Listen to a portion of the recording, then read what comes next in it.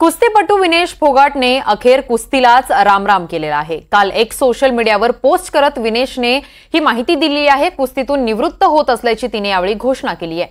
आता लढाईची हिंमत नसल्याचं विनेश फोगाटने आपल्या पोस्टमध्ये म्हटलेलं आहे। दरम्यान विनेशने देशवासियांची माफी देखील मागितली आहे। पॅरिस ऑलिम्पिकमध्ये 50 किलो वजनी गटात विनेश फोगाट खेळत होती।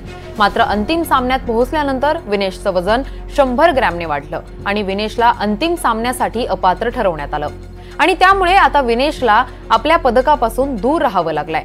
त्यामुळेच तिने कुस्तीतून संन्यास घेण्याचा निर्णय घेतलाय।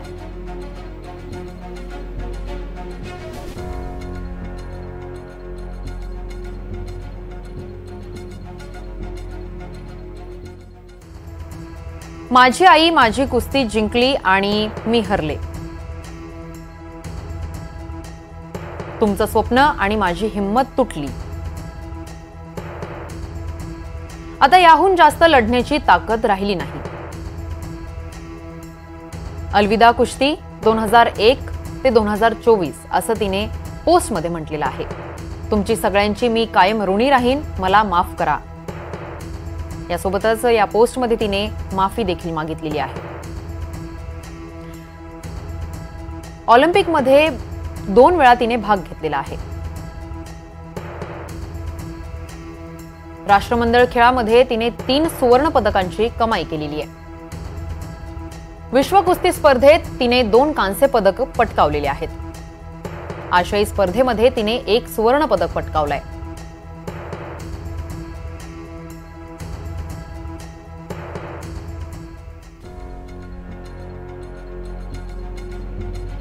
Now her post-participation weight at the end of the semi-finals in the evening was found to be 2.7 kilograms more than the allowed weight.